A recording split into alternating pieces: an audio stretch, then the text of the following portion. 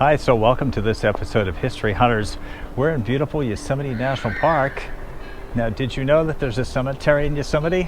Some of the early pioneers of Yosemite who helped promote this to the outside world are buried here on this hollow ground on the floor of the Yosemite Valley.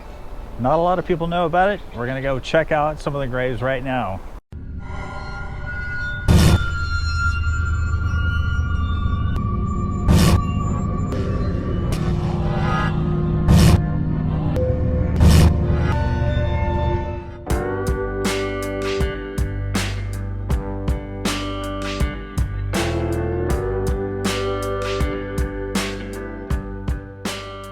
If you ever come to Yosemite Valley through the Big Oak Flat entrance, you will probably go alongside the highway up there and look down and see these barns down here.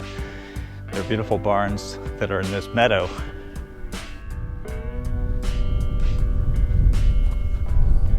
Pretty cool old barn. Historic barns here in Yosemite, just outside of Yosemite Valley. Yosemite Valley will be that way. We like to look at the old barns. These barns were built around 1883 by Irish-born James McAuley, who operated hotels in the Yosemite Valley.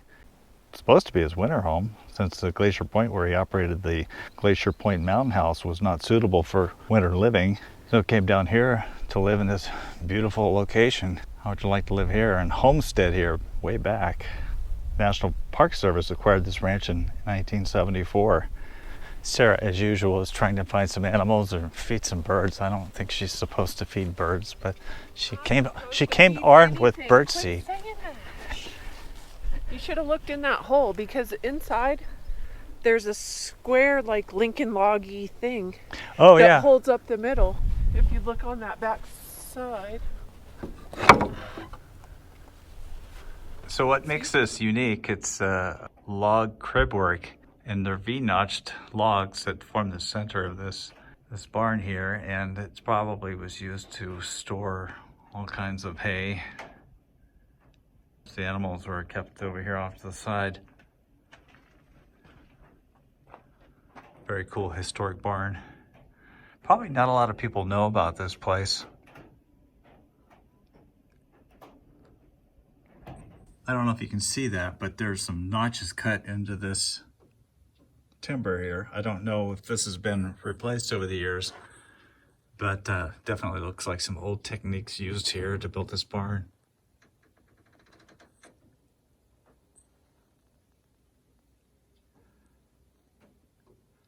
The end of the logs stick out through the wall of the barn as well.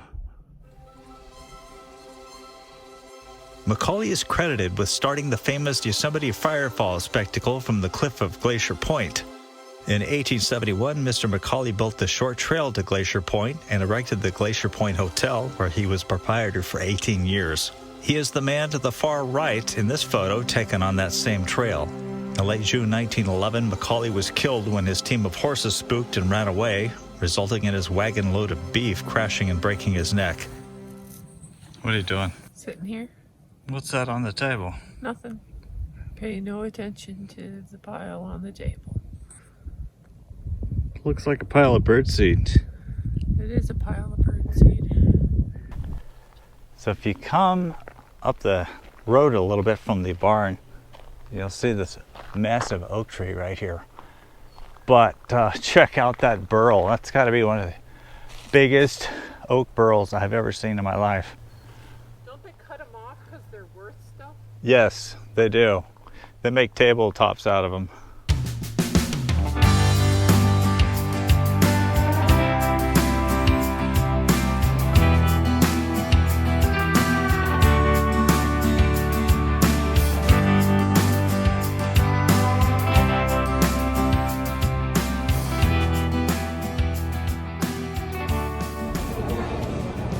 This is how crowded it gets in Yosemite.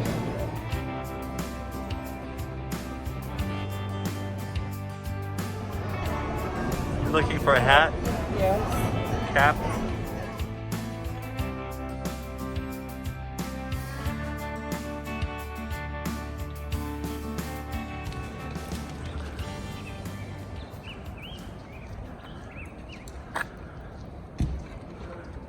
start a fire in that, the whole thing's gonna go up. Please don't. There's a little... Oh, a little fire pit ready to go. That's what I'm saying. You'd light the whole thing up. There's the museum. Unfortunately, it's closed. Bet you can guess why.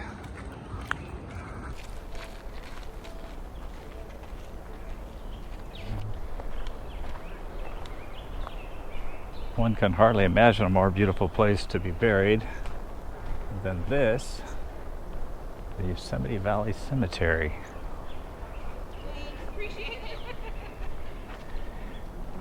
This is the grave of John C. Anderson, killed by a horse on the 5th of July, 1867. He was 55 years old, beloved by all. Infant Coyle is buried here.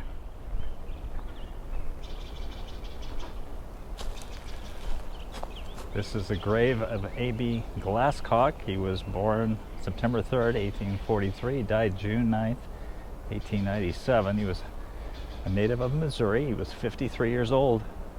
A big hunk of granite here to mark his grave. What do you think of your new hat? I like it. You like it? Yes, it looks good on you. Thanks. James Hutchings was one of those individuals who came to Yosemite early and promoted the heck out of this park. Born in England in 1824, and he brought much to publicize the beauty of this park because he was the first one to organize the first tourist group to visit Yosemite Valley in 1855. He'd worked in newspapers in New York until he heard of the gold rush in California. He came out here and tried to get rich like everybody else. He was credited with many writings, including the Miner's Ten Commandments, which is a letter sheet sold nearly 100,000 copies in 1853. He also published the Guide to Yosemite Valley and the Big Trees. He was also publisher of the Hutchings California magazine. He published his magazine until 1861, and he was forced to discontinue because he had bad health. He came to Yosemite in 1862, and he lived here. He purchased the Upper House Hotel near the Sentinel Bridge. He moved his family into the valley the following year.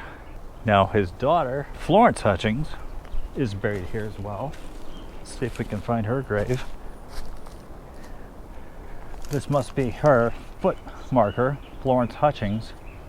She was the daughter of James Mason Hutchings. Now Florence was known as the Spitfire of the Valley. She was very high-spirited. She often would greet the stagecoaches that arrived in the valley. From 1880 to 1881, she delighted in welcoming all the visitors to Yosemite in her flamboyant style, riding on this spirited horse. She was born in 1864. She grew into kind of a tomboy. She was vivacious and she had some unconventional behavior, and it's said that she was actually into swearing and smoking, but often she served as a popular patient and informative guide to tourists. The most famous person associated with Yosemite is not buried in this park. Instead, you'll find John Muir buried near his home in the Bay Area community of Martinez, California. Muir first came to Yosemite in 1868 and found work at James Hutchings sawmill, where he got to know Florence. Muir called her a little black-eyed witch of a girl, but delighted in her company. He also referred to her as Squirrel and the Untamed One. The Hutchings left Yosemite in 1875 after the state of California evicted James Hutchings from his private claims. For the next 5 years, the Hutchings lived on Pine Street in San Francisco. While in the city, Florence had got religion, regularly attending revival services of the famous Dwight L. Moody and Ira Sankey. Surprisingly, on April 19, 1880, Hutchings was appointed Guardian of the Yosemite Grant and returned with his family to his Yosemite home. Florence enjoyed helping out at the Yosemite Chapel and decorated it with wildflowers, laying out the hymnals, and ringing the bell to announce the Sunday services. She had a good friend by the name of Effie Crippen who died from a freak accident up here. She's buried in this cemetery. Florence sang at her funeral, and approximately a month later, Florence was climbing up one of the hills here, and somebody above her dislodged a rock. It came rolling down. It hit her.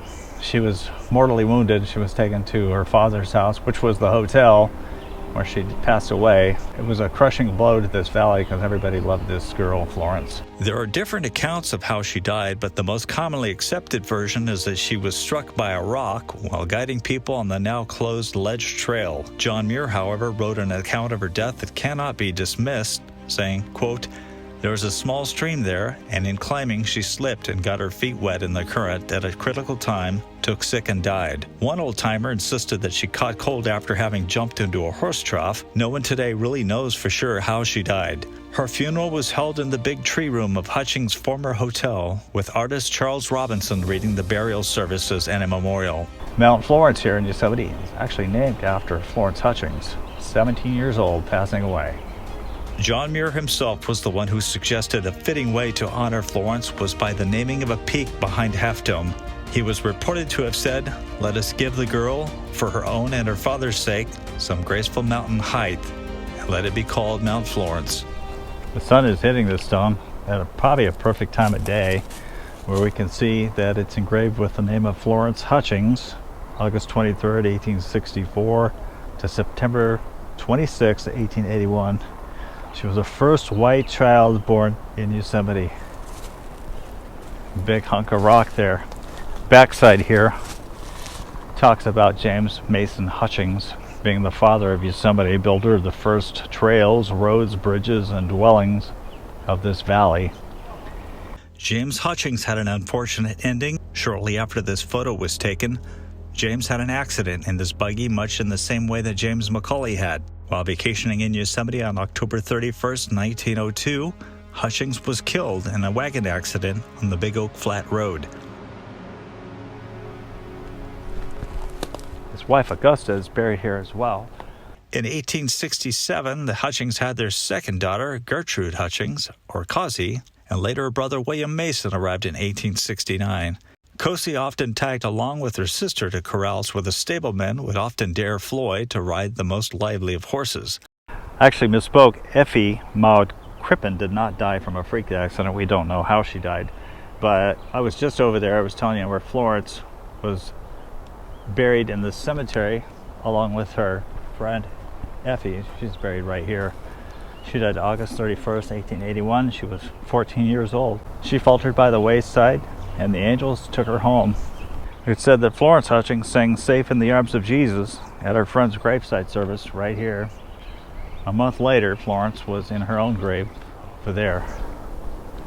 Now this is a granite marker to a William Bonney Atchison. He was born here in Yosemite, 1898, and he died in 1902. He was just 4 years old.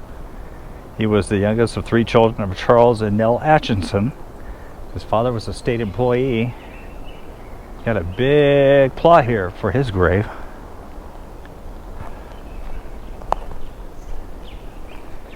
Over here on the left is Henry Eddy. He died in 1910. He was a road laborer in the employment of the government, found dead in his tent at the camp where he was employed. Natural causes death. This is the grave of Frank Bockerman. He died in 1910. He walked into the park searching for work, and he was found lying under a tree and was taken to an army hospital. He died in 1910. He was from Coulterville. This is the grave of George Anderson, the grave of the brave Scot who was the first to scale Half Dome. Prior to October 1875, it was considered unclimbable, but Anderson drilled holes and inserted eye bolts, standing on each bolt that then he drilled the next above him, and he made it to the top. He was one of the early ones to start Yosemite off as a mecca for rock climbers in the United States, and indeed most of the world. Back a weekend after he made the ascent, he led a group of Englishmen up, and I understand there were like 5 or 6 of them, that a couple of them chickened out. It was too much of a climb. He built the trails from Happy Isles to Vernal Falls in 1882. George Anderson probably was the gutsiest man I've ever heard of, because what he did was considered to be something impossible. In fact, the way he did it was totally nuts. Took an incredible amount of bravery to do what he did. Here's the grave of George Cavagnaro. He was a storekeeper in the old village here in the valley. He sold everything from a box of paper collars to a side of bacon. Looks like he's got oak leaves and acorns on his marker here. Here's the grave of Albert May, native of Ohio. He died October 23rd, 1881. He was only 51 years old. He was a carpenter, and he was a caretaker for Black's Hotel, which was near the base of the 4-mile trail. Check out the handshake there, symbolizing leaving of the world to go to the next.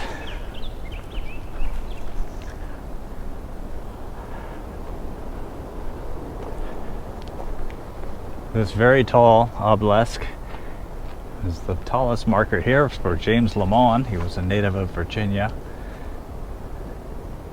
Pioneer settler of Yosemite. He died May 22nd, 1875. He was only 58 years old. James Lamont was the first to build a cabin in Yosemite and to stay through the winter of 1861 and 2. In fact, the apple orchard near Camp Curry parking area was planted by Lamont. His cabin was actually near Camp 12, and the fruit from his trees and vegetables were welcomed by the tired and hot visitors who came to this park. A lot of you probably don't know, but a journey from the Central Valley of California to Yosemite took probably about 4 days by wagon pulled by horses. So once you got here, you pretty much wanted to stay here for a couple of weeks, just because the journey here was so incredibly far and long that you just wanted to make your most of it. And here we come to the grave of Galen Clark. He was one of the huge names here in Yosemite. He lived from 1814 to 1910. He was considered an outstanding mountaineer. In fact, his explorations resulted in entering the Mariposa Grove of giant sequoias in 1857. When the Yosemite Grant was established by Congress, the first Board of Commissioners delegated him as the Guardian in 1866. He was succeeded by Hutchings in 1880, but he again served in that capacity from 1889 to 1896. Clark, for a time, drove the first wheeled wagon into Yosemite Valley, which was taken apart into mule loads, then reassembled in the valley. He carved his own name upon this stone for his grave and planted 6 sequoias to stand around it. His nephew actually is the one who carved the date on this marker. Right here at the grave of Thomas Glenn. He was a native of Massachusetts. He came out here to Yosemite. He operated the Glacier Point Hotel at one point. When he passed away, Galen Clark officiated the service that was right here. As you can tell, Thomas Glenn was a Mexican War veteran. He died October 18, 1881. Apparently he was a well-liked figure here in Yosemite. This is really interesting because for such an important figure in Yosemite history, George Fiske has a simple wooden marker, whereas his wife over here, Carrie Fiske, native of Massachusetts, she died in 1918 at the age of 63. She's got a permanent marker. Now it's possible that that rock right there was a marker for Mr. Fiske. He was a pioneer photographer in Yosemite in the late 1800s. His studio and his home were located near the river, not far from the base of the 4-mile trail. He was noted for his fine photographs of Yosemite. She's also from Massachusetts. Mrs. Fiske was a member of the excursion that visited the valley in about 1900. She's also from Massachusetts and purchased a photograph from Mr. Fiske, which led to a romance and their eventual marriage. Here's the grave of Gabriel Sovulewski. He was from Poland. He came to America at the age of 16. He enlisted in the Army, and while he was in the service, he came into contract with the National Park Service, and he was patrolling this park. The U.S. Army actually administered and patrolled the park from 1891 until it was created as a national park in 1914. And civilian employees took it over. Sovulewski continued as a civilian, serving in the park the year round as administrator during the absence of military superiors. And for a time he was the acting superintendent of Yosemite National Park. Said that many of the 740 miles of trails in Yosemite were planned and laid out by Mr. Sovulewski. He actually retired in 1936 and died, looks like 2 years later, 1866. to 1838. Rose Ryder Sovulewski. She died in 1928. So that grave right there is for A.W.B. Madden. He was a tourist, perhaps visiting from England, and he was staying at the Sentinel Hotel, and he died here. So imagine that, if you're a tourist, back in those days, they just buried you here. Oh no, originally there was a cross that marked his grave. It disappeared in 1933 and was later replaced by this wooden marker. There's a whole host of members of the Indians that populated this valley. There's Sally Castañedo, mother of Lucy. May Tom, died at 14, Paiute Indian. May Dick, who lived here as well. Grandmother of Lucy Tells. This was Susie Sam, died after 1904. Lucy Brown, died in 1920. Legendary Bill Brown, I believe he was an Indian chief here. Francisco Wilson, 1885. Pete Hilliard, grave right here. It's believed that Louisa Tom was at least 91 years old when she passed away in 1956. It's said that her burial is likely to be the last one in this National Park cemetery. The service for the widow of the legendary Bridgeport Tom was marked by an old tradition Indian cry by members of her family. So this is the grave marker for Sadie Schaefer. She was a 28-year-old waitress who worked at the Sentinel Hotel. And over here, it tells you how she died. It says she drowned in the rapids July 17, 1901. Native of Pequawki, Wisconsin, erected by her companions. All that beauteous head, if it did go down, it carried sunshine into the rapids. Somebody has rode here. The deal was that a Johnny Van Campen was a carpenter who had built a boat made out of canvas, apparently. He invited her to take a ride down the Merced River. And on July 7th, 1901, they hit the rapids. They capsized and they drowned. We have pictures of her, 28 years old. Apparently she was a popular girl. And no doubt this granite was pulled from somewhere here in the park. This rock over here has a plaque on it. It says Forrest S. Townsley, 1882, 1943. Now Townsley was one of the most well-known of the rangers here. He died of a heart attack on August 11th, 1943, near a lake which now bears his name, Townsley Lake. He was born in 1882 in Nebraska, and he came here to Yosemite as a ranger in 1913. He was promoted as chief ranger in 1916. His skill as a taxidermist brought special recognition from Stephen Mather. He was the first director of the National Park Service. So displayed in his office were mounts, and later a museum was set up in a cabin, which was Chris Jorgensen's studio in 1926. The Yosemite Museum was built in its present location. So he gave the Yosemite Museum its founding. I gotta show you what Sarah's doing. She's not checking out the graves today, but she's trying to entice the crow. Oh, a crow. Yeah, look, he's right there. Yeah, there he is, hanging on the branch like a harbinger of doom. He knows what she's got. Does he though? But I doubt if he's gonna come down here. I don't know. That might be convincing. I wonder where that birdseed came from. So I'm gonna come over here and find the grave of this Mr. Boston, or first name of Boston. He was actually murdered by Indians here in Yosemite. I believe his grave is the last one over here. And it says just Boston. Oh, here's a boy. Let's get to this first. So this grave here of just a boy is believed to be a drowning victim named John Morgan Bennett, who was the son of a Captain Bennett who was staying here. He was attempting to cross a branch of the Merced River here in the valley on a mule on June 24th, 1870. It's said that he was the first burial here in Yosemite Valley. Well, white men were kind of late to this valley.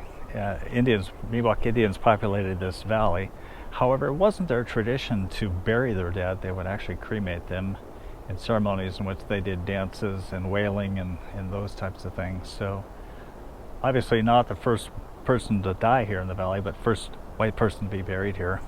Indians, of course, had lived in Yosemite for eons. However, the exact moment that a white man first laid eyes on its sheer granite cliffs and waterfalls remains in dispute. The grave of explorer Joseph Walker in Vallejo suggests that his party entered Yosemite on November 13, 1833, but it's generally believed that if they had, they found no way down into the valley itself. The commonly believed story is that military affairs led to white man's discovery of Yosemite Valley. In 1851, the Mariposa Battalion was organized with Major James Savage in command for a punitive expedition into the mountains against Chief Tenaya and his band of Indians for killing miners and pillaging supplies in the mining region near what is now El Portal west of Yosemite. Tenaya was defiant against demands to surrender onto reservations. On one afternoon in March 1851, Savage's small band of men looked down from the Inspiration Point on the old Indian Trail and saw Yosemite for the first time. A member of his party, Dr. Lafayette Bunnell, was awestruck by the beauty that he wallowed through snow to the edge of the cliff to get a better view. Lost in his emotions, he was recalled to reality by the voice of Major Savage, who exhorted him to come out of his dream before he lost his scalp to some inhospitable Indian. Bunnell named the valley Yosemite. So this grave of a Frenchman could have been a Atene Manet who used to sell vegetables, which he grew in the upper part of the Limon orchard. Commissioners granted him a permit to operate the orchard in 1889. He's said to have been slightly demented and was found dead in his cabin. Now Woolcock here, he also met an unfortunate, untimely death. He was from England. He died in 1874. He was employed on the Coulterville and Yosemite Wagon Road. He fell from a log at Cascade Creek below Yosemite Valley on Sunday, June 22nd, 1874, and he broke his neck in the fall. 12 feet he fell. He was actually found lying in the bed of the stream, deceased. He was about 60 years old. And here's Boston. This is his last name. I'll tell you about him. Well, somebody left something here. It says peace on it. So this is the grave of George Boston. He was murdered in 1875. He was the toll collector on the Coulterville Road at Cascade Creek. He was murdered by an Indian named Paiute George on August 12, 1875. Only a large flat rock remains of the one wall of the cabin where he stayed. He would collect a toll there, and there was a reliable account that says that Boston had invited 3 Indians, including Paiute George, to eat with them. It said that George picked up the dishes, took them over to clean them off, went from behind. He was shot by one of the Indians, and then they slit his neck, killed him right there on the spot. Just goes to show you who you should be careful about inviting to dinner. Paiute George was eventually enticed out of the rocks. After holding himself up, he was enticed out with liquor, and then he was subdued with buckshot. He was tried, found guilty, and sentenced to life in San Quentin prison.